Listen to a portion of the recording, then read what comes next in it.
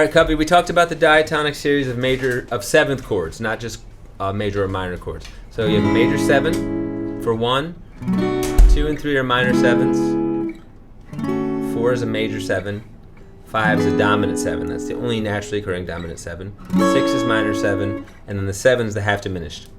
11, 12, 11, 12. Why is this important? Because there's no naturally occurring spot where 2 major 7s are back to back. That's always something like on your song that's chromatic by nature.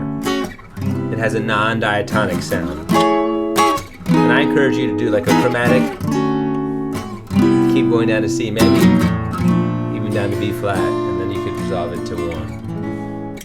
If you see 2 minor 7s back to back, that's pretty natural. That's usually the 2 and the 3. Or in a minor key, it's the 4 and the 5, but it happens all the time in music. But you could take your song, and if you make these chromatic enough, this is also non-diatonic. So the diatonic pattern shows you what to expect in advance, and then you can spot anomalies, things that don't fit into that pattern, and it helps you understand the song. So if you see 2 dominant 7s in a row, usually it's some kind of blues song, because if I was doing a blues in G, then all 3 would be a 7th.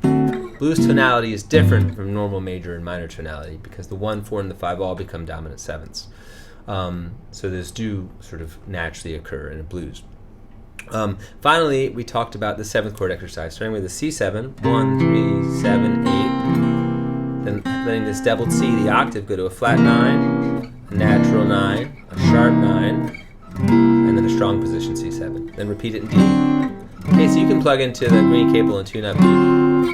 Thanks. Then repeat it in E.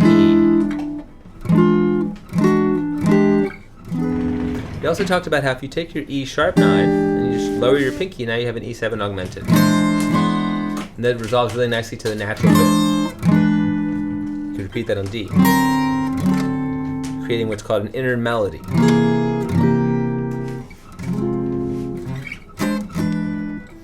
And then we finally talked a little bit about half diminished 7s and diminished 7s. So half diminish is a diminished triad plus a minor 7th. So half of your equation is diminished. The first half, diminished plus minor 7th. That's an E, half diminished. But if the 7th and the triad are diminished, it's fully diminished. And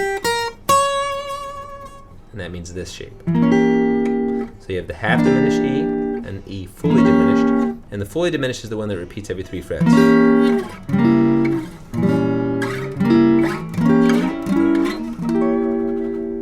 That's it, brother. Have fun.